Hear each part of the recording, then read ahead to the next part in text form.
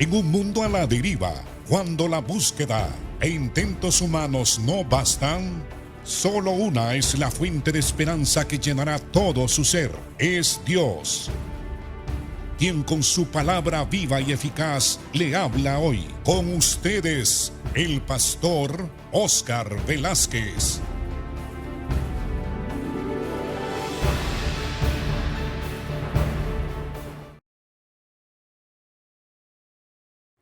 Dios le bendiga, amados hermanos. Como ustedes bien saben, en este programa Viva y Eficaz estamos estudiando el Evangelio según San Juan. Hemos venido desarrollando las enseñanzas a lo largo de 16 capítulos. Estamos en el capítulo número 16 y es en el versículo 16, donde el Señor habla de la esperanza de su resurrección. Ha estado hablando del Espíritu Santo y de la misión que el Espíritu Santo tiene aquí en la tierra, la de convencer o iluminar la mente y el corazón de los pecadores para que conozcan quién es Cristo y persuadir a la gente que deben de creer en Cristo, porque es la única manera en que el hombre puede llegar a ser salvo. También el Espíritu Santo está convenciendo a la gente y a nosotros que somos discípulos de Cristo y que estudiamos la doctrina de Él, está convenciendo de justicia, porque es necesario que los seres humanos entiendan que para que Cristo pueda otorgar en su gracia el perdón de nuestros pecados, estos pecados tuvieron que ser juzgados para que la justicia de Cristo fuera vindicada. El castigo de nuestros pecados cayó sobre nuestro sustituto Jesucristo, cumpliéndose así la sentencia de la ley, porque la paga o las consecuencias o el castigo del pecado es la muerte. No podía de ninguna manera nuestro Señor Jesucristo perdonarnos si previamente no hubiera Él vindicado la ley. Es decir, que la sentencia de la ley recayó sobre nosotros los cristianos, pero en el sustituto nuestro que es nuestro Salvador Jesús. Eso es lo que los teólogos ya llaman la muerte vicaria o sustitutoria de Jesucristo, que asume nuestro lugar en la cruz y lleva la sentencia de la ley, que es muerte, y la ira de Dios recayó sobre él. Eso es lo que el Espíritu Santo enseña. Eso es lo que también los predicadores, es decir, los evangelistas, cuando predican el evangelio a las masas, enseñan que Cristo murió por nuestros pecados, cumpliéndose así la justicia de la ley, que era la muerte. Y también el Espíritu Santo enseña sobre el triunfo de Cristo sobre Satanás. La Biblia declara varias veces que el mundo entero está bajo el maligno, bajo la potestad de Satanás. Cuando nuestro Señor Jesucristo salvó a Pablo y se le apareció en el camino a Damasco, el Señor le habló, comisionó a Pablo y le dijo que se le había aparecido para que fuera y predicara a los gentiles, para que les anunciara que había redención, o sea, liberación en Cristo por la fe en su muerte en la cruz. Y para que los gentiles que creyeran en Cristo pasaran de la potestad de Satanás a la potestad de Dios. El Espíritu Santo ilumina a la iglesia y también a los pecadores, a aquellos a los cuales el Señor llama para ser salvos, de que Satanás ha sido ya juzgado, ya ha sido vencido, y que Cristo triunfó sobre los principados y sobre las potestades de este mundo, triunfando sobre estas potestades y exhibiendo públicamente esa victoria en la cruz cuando Él murió. Así que el enemigo ha sido echado afuera, así como el Señor lo declara en este mismo libro.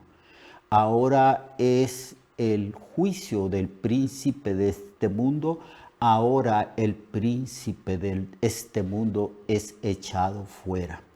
Satanás ha sido vencido, cumpliéndose la profecía que el Señor le dio a la serpiente en el principio, cuando el Señor juzga o pronuncia juicio sobre Satanás, que había tentado a la pareja Adán y Eva allí en el huerto del Edén, diciéndole Dios a Satanás que la simiente de la mujer le daría un golpe mortal a la cabeza de la serpiente y que la serpiente mordería el calcañar. Ahí se cumplió en la cruz. Esto es lo que hace el Espíritu Santo. Y esto es lo que se predica por todo el mundo. Cuando Cristo resucitó, dio la comisión de predicar el Evangelio, ir por todo el mundo, predicar el Evangelio. El que creyere será salvo y el que no creyere será condenado. Luego estuvimos hablando de los versículos 12 en adelante, donde Cristo declara que los discípulos no tienen todavía la capacidad de comprender muchas cosas profundas respecto al Evangelio, que era necesario que Cristo muriera, resucitara, subiera al cielo y enviara al Espíritu Santo para que el Espíritu Santo instruyera a la iglesia, que es lo que el Espíritu Santo ha estado haciendo en estos 2000 años y un poquito más a la iglesia. Ha estado instruyendo a la iglesia y la iglesia ha comprendido la palabra del Evangelio, ha comprendido todo lo relacionado con la sabiduría de Dios que ha sido dada a la iglesia. Y Él me glorificará, dijo Cristo respecto al Espíritu Santo, porque tomará de lo mío y os lo hará saber. Todo lo que tiene el Padre, dice el Señor, es mío, por eso digo que tomará de lo mío, os lo hará saber. Hay algo que debemos de comprender nosotros los cristianos, que cuando el Padre actúa, también juntamente con el Padre actúa el Hijo y el Espíritu Santo. Que cuando el Hijo actúa el Padre y el Espíritu Santo. Y cuando el Espíritu Santo viene a nosotros, se cumple lo que prometió el Señor, que dijo, vendremos a Él y haremos morada con Él, refiriéndose al cristiano que es receptor del Espíritu Santo. Si hemos recibido el Espíritu Santo, como así es cuando hemos nacido de nuevo y regenerados por el Espíritu, también en nosotros actúa el Padre y también el Hijo. Bueno, después de esto, en el versículo 16 en adelante, el Señor habla o promete que va a resucitar y que su resurrección va a ser una noticia extraordinaria y sumamente gozosa para los discípulos que estuvieron deprimidos, angustiados, desesperanzados cuando Cristo murió y el Señor fue sepultado. No entendieron lo que Cristo les había dicho de que era necesario que muriera y que también resucitara al tercer día. En el verso 16 del capítulo 16 que estamos estudiando del Evangelio de Juan, la palabra de Dios dice así: todavía un poco y no me veréis, y de nuevo un poco y me veréis, porque yo voy al Padre. Entonces se dijeron algunos de sus discípulos unos a otros: ¿qué es esto que nos dice todavía un poco y no me veréis, y de nuevo un poco y me veréis? ¿Y por qué yo voy al Padre? Decían, pues, ¿qué quiere decir con todavía un poco? No entendemos lo que habla. Entonces Jesús conoció que querían preguntarle sobre estas palabras que él les había dicho. ¿Preguntáis entre vosotros acerca de esto que dije, todavía un poco y no me veréis, y de nuevo un poco y me veréis? De cierto os digo que vosotros lloraréis y lamentaréis, y el mundo se alegrará. Pero aunque vosotros estéis tristes, vuestra tristeza se convertirá en gozo. La mujer luego ilustra este gozo y dice que el gozo de los discípulos será semejante al gozo que una mujer tiene cuando da a luz un hijo. La mujer cuando da a luz tiene dolor porque ha llegado su hora, pero después que ha dado a luz un niño, ya no se acuerda de la angustia por el gozo de que haya nacido un hombre en el mundo. También vosotros, de esa misma manera, tendréis tristeza, pero os volveré a ver y se gozará vuestro corazón y nadie os quitará vuestro gozo. En aquel día no me preguntaréis nada. De cierto digo, y aquí el Señor les da otra promesa, que todo cuanto pidiereis al Padre en mi nombre, os lo dará. Hasta ahora nada habéis pedido en mi nombre. Pedid y recibiréis para que vuestro gozo sea cumplido. Un poco y me veréis, otro poco no me veréis, pero también el Señor les habla de que va a resucitar. Creo que los días más angustiantes, más oscuros para los discípulos fueron esos días, esos 3 días en que Cristo fue juzgado y fue muerto en la cruz. Ellos, principalmente su madre y las mujeres, estuvieron presentes en el sufrimiento de Cristo sobre la cruz cuando Él llevó nuestros pecados. Y después de la sepultura de Cristo, los discípulos estaban encerrados, tristes, llorando, angustiados, sin esperanza alguna.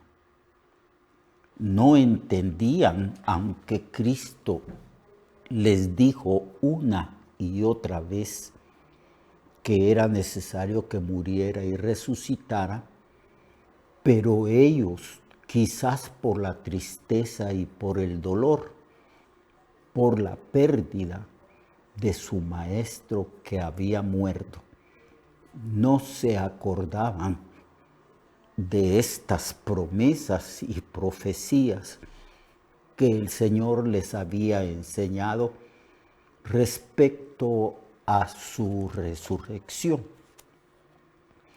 Porque cuando Cristo resucitó y apareció a sus discípulos, para ellos fue una grande sorpresa. Unos pensaron que lo que estaban viendo era una visión de un fantasma o del Espíritu de Cristo. Entonces el Señor les dijo que un espíritu no tiene cuerpo como veis que yo tengo. Y le dio prueba de que ciertamente había resucitado. Les dijo que vieran sus manos y que también vieran las heridas de los clavos en sus pies y en su costado. Entonces, y solo entonces, comprendieron que Cristo había ciertamente resucitado. Y se llenaron de gozo, de mucho gozo. Lo que Cristo profetiza aquí cuando habla de su resurrección y les dice que ellos se van a gozar después del dolor y de la desesperanza que habían sufrido durante esos 3 días. Y entonces el Señor les dice que como una mujer sufre cuando da a luz, así también cuando una mujer se goza, cuando ve a su niño y se lo traen y se lo ponen en su pecho, así también ellos se iban a gozar. Hubo ciertamente un gran gozo cuando los discípulos constataron con las pruebas indubitables que el Señor les dio de que Él había resucitado. Y luego gozosamente predicaron la resurrección de Cristo a todas las gentes. En aquel día, dice el Señor en el verso 23 de este capítulo 16, no me preguntaréis nada. De cierto digo que todo cuanto pidiereis al Padre, en mi nombre os lo dará. Hasta ahora nada habéis pedido en mi nombre. Pedid y recibiréis para que vuestro gozo sea cumplido. Esta promesa que habla de la oración, que nos da acceso a la presencia misma del Padre en el lugar santísimo, según lo enseña el libro de Hebreos, esta promesa se cumplió cuando Cristo murió y subió al cielo y se sentó a la diestra del Padre y se manifestó como el sumo sacerdote, como el único mediador entre Dios y los hombres. Ahora toda oración que hacemos al Padre en el nombre de ese único y exclusivo mediador que es Jesucristo, toda oración es escuchada. Y el Padre nos concede las peticiones que le hayamos hecho a Él conforme a su palabra o conforme a su voluntad. Y entonces el Señor les dice, les está prácticamente enseñando en forma sintetizada que era necesario que muriera por los pecados, que fuera sepultado conforme a las Escrituras y que además resucitara conforme a como estaba profetizado en el Antiguo Testamento, porque hasta la fecha no estaba escrito el Nuevo Testamento.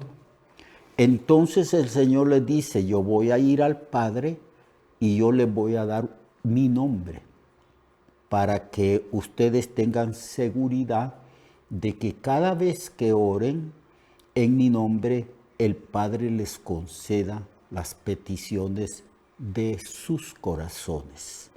Esta es una promesa maravillosa basada en la resurrección, ascensión de Cristo y en el hecho de que Él es el único mediador entre Dios y los hombres.